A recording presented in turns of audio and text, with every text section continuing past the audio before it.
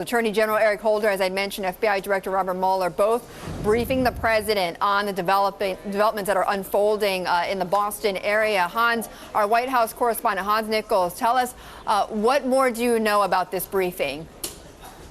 Not much. We know that the briefing's taking place. We know, Betty, that this briefing between Mueller and Eric Holder at the White House follows a morning briefing what the president received from Lisa Monaco on updates overnight. But, Betty, what this does is it centralized decision-making authority in the West Wing, in the Oval Office. Every step of the way throughout this crisis, the White House has tried to gather as much information as possible, and they've also tried to put the president out front in front of the cameras, even when they have, Betty, imperfect information. That's a change from what the White House has done in the past with crises. You recall the underwear bomber, Christmas 2009. It was 3 days before the president came to the camera.